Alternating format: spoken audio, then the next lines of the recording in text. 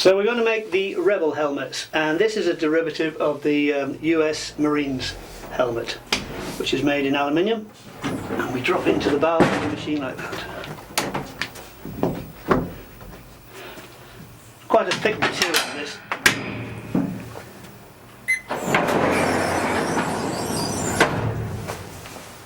6 seconds.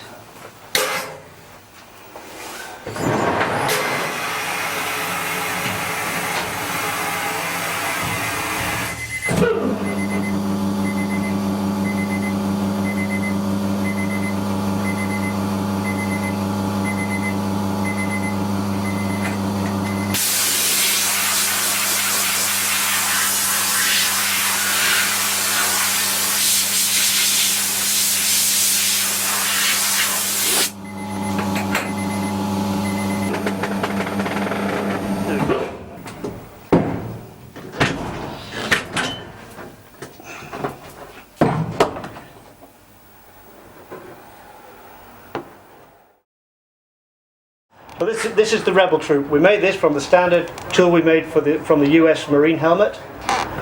We thought we'd have these in white, a bit of the free-forming cut into a nice swoop shape, possibly. Look really good on the back there. And then I made a radio control box for communication, just out of wood, some washers, a bit of welding wire, mated it to the side, and hey presto, a totally new character.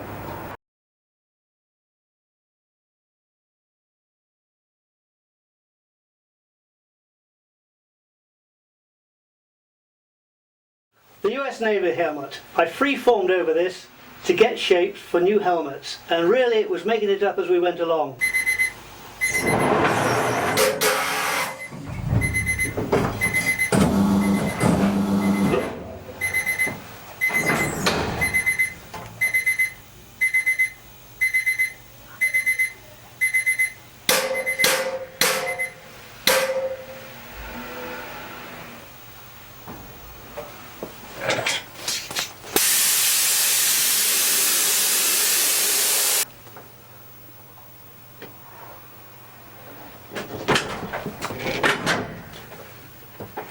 You can actually see underneath.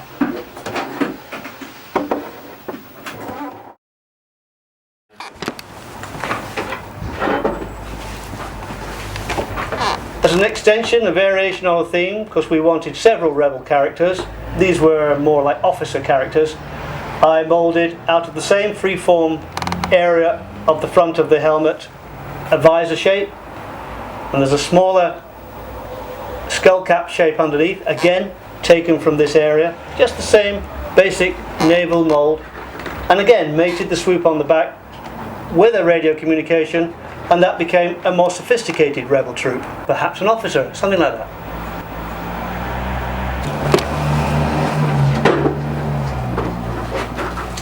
John Marlowe at the studio asked for several characters, and so as a variation on a theme for Rebel troops, I decided to make another one with a visor, a smoky grey visor, in a down position so that he was kind of defensive. The visor in smoky grey acrylic I made from this section of the mould here, the skull cap here, again from this section, and the rear swoop was the freeform plastic, the same as the other Rebel helmets in the swoop. Again, the addition of the radio control with the antenna gave me another character, a sort of a defensive character in battle format.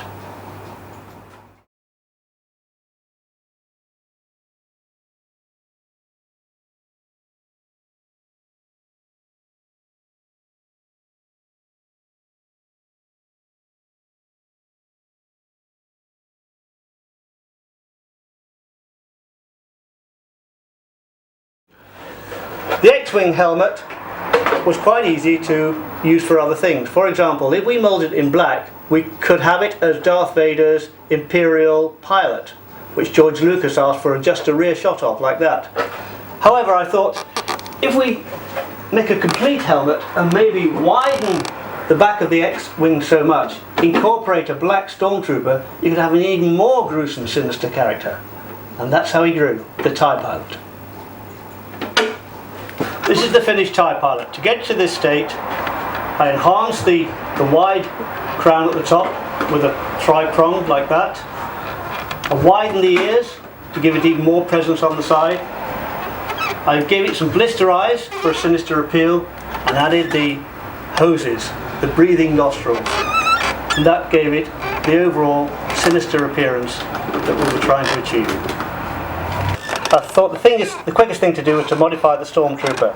So I took the front and the back of the Stormtrooper, added some plates, resculpted the molds and moulded a chest like that.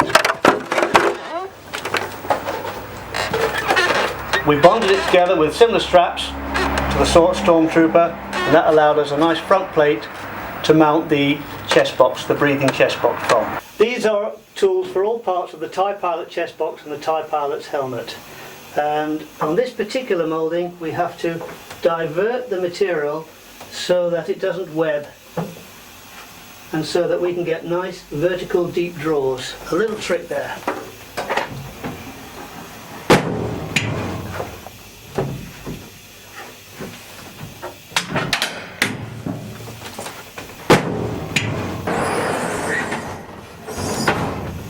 Yeah.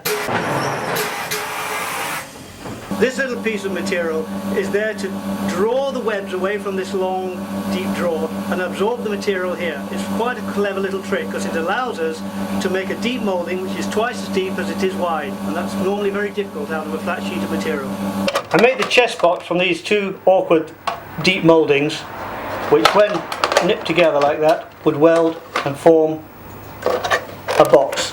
The box was welded together around here. Greeblies and switches were planted on, and it fits tightly on the chest like that as a very structural sound box to take the hoses.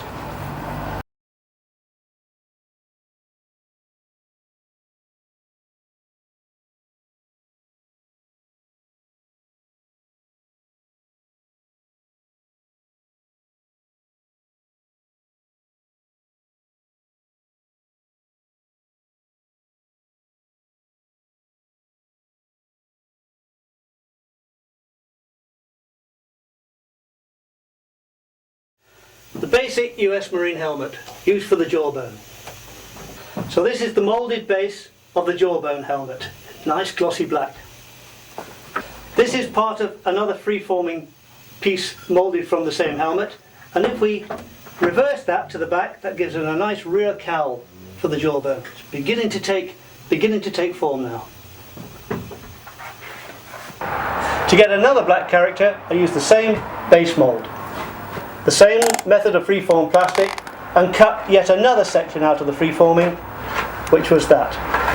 I used one freeform for the rear cowl, another freeform for a front jaw, reinforcing it like this, and then mated them all together to get a really sinister looking character. Finished off with a narrow slit of visor in smoky grey plastic and a radio control. And this I called the Jawbone. Totally evolved from no drawings whatsoever.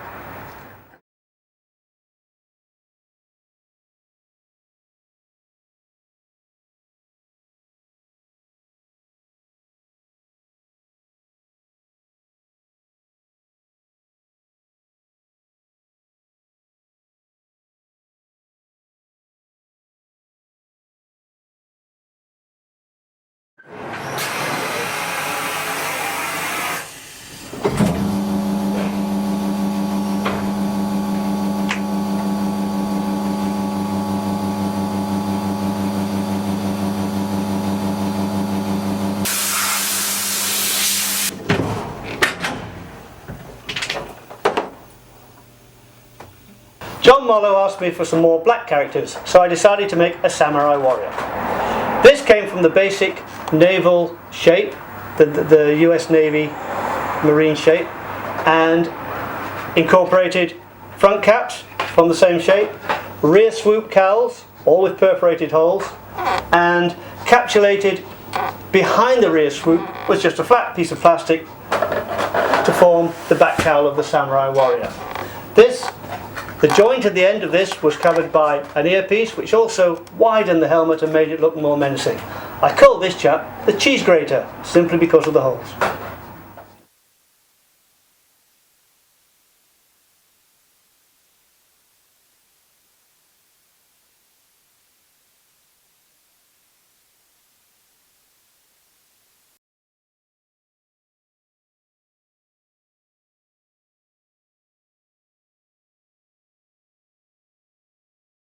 So here we have a helmet with a central reinforcing strip there. So we're going to weld all the section under the strip here.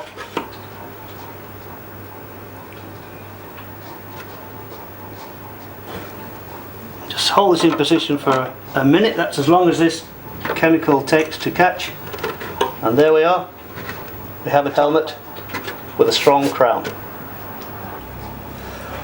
So this is the idea for the visor. It's a smoky grey acrylic with facets, and the idea is that the pilot would be able to see information from the insides of the facets. The visor would fit neatly into the helmet like that, with a facility for it to roll back into the head, just as a normal pilot's visor does.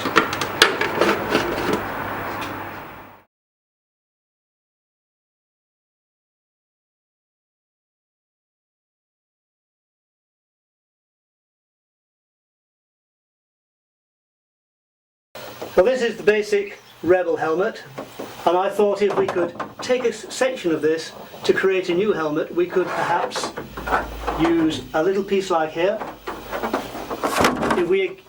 If we moulded that little piece in a clear material, it could be a visor and maybe make a different form of helmet. Or maybe if we use this same shape somewhere else, we could use it as, say, the Cheesgrater. Or even as a Rebel helmet, forwards and backwards. It's infinitely variable, and we can create virtually anything just from the one form. This is how I made it up as we went along. Just cutting and splicing any helmets, any piece of a helmet into any other bit of a helmet, making cowls or cheese graters or visors or anything, just as an expansion of ideas.